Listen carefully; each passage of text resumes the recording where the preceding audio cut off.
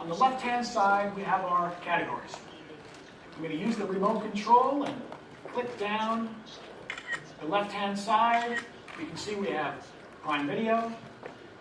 We've got movies, TV shows. Watch list is kind of cool. It's sort of like an Amazon wish list for your video.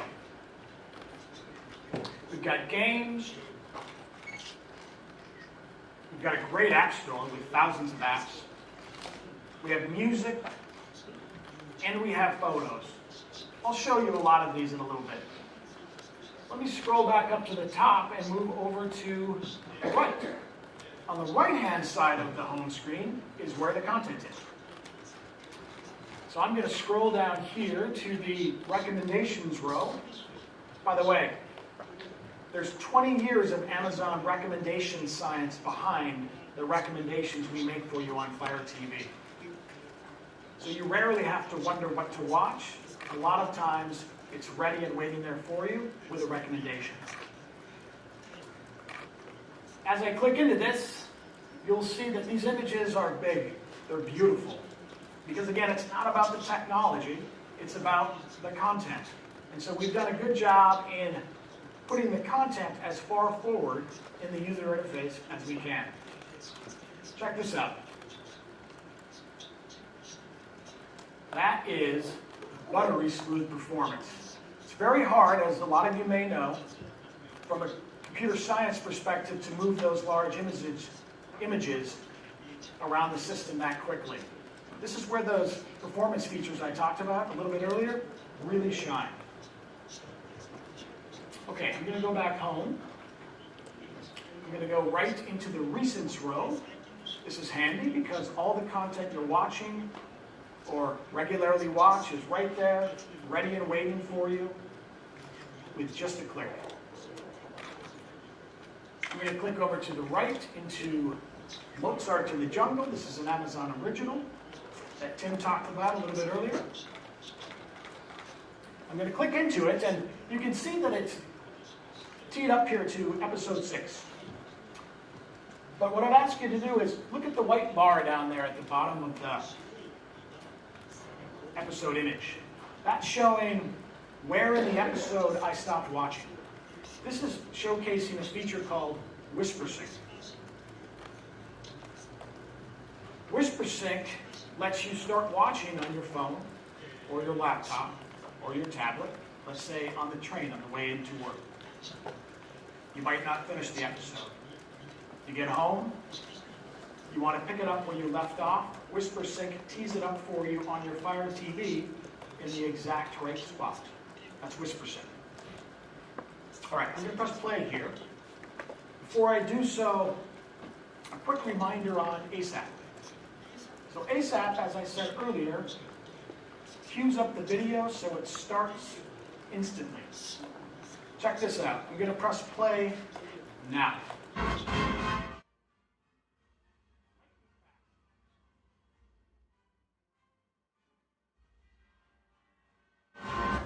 Okay, I'm going to pause that. You might have blinked and missed it, so I'm going to show you one more time. I'm going to go home, and I'm going to scroll down to my watch list. Click into this movie. One of the great things about ASAP is that it learns and gets more accurate at predicting what you're going to watch next over time. I'm going to press play now. That's the end of the spinner right there. ASAP is one of those features that the more you use it, the more you start to love it. And you wonder, why did we have to live without this before? Why did we have to put up with buffering these spinners? 4K video. I'm going to go over here and scroll down to the Ultra HD video row. I'm a mountain biker back in Seattle in the States. So I'm going to show a Life Cycles movie, which is about mountain biking. I'm going to press play here. And check out that detail. That is incredibly lifelike. Fire TV は声を使って見たいコンテンツを簡単に検索することができます。映画タイトルを検索してみます。白雪姫殺人事件。認識結果をクリックいたしますと検索結果が表示されます。映画タイトルだけではなくテレビタイトルも検索可能です。弱虫ペダル。人気アニメ「弱虫ペダル」のエピソードが表示されます。Fire TV の音声認識はタイトルだけでなく映画やテレビのジャンル、また出演者の、名前などで、検索することも可能です。 Amazon ビデオの人気ジャンルを検索してみます。アクション。ちょっと時間がかかってますね。来ました。はい、アクションの、Amazon ビデオ、プライムビデオで提供しております Amazon、アクションコンテンツが表示されました。日本特有のジャンルを一つ探してみます。時代劇。 Amazon ビデオで提供しております時代劇コンテンツが表示されました。それでは、俳優の名前で検索をしてみたいと思います。レオナルド・デカプリオ。デカプリオ主演の映画タイトルが表示されます。仲間由紀恵。仲間由紀恵さん主演の、作品が、表示されます。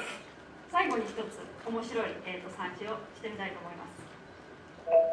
ダース・ベイダー。ご覧の通りスター・ウォーズのタイトルが表示されました。以上です。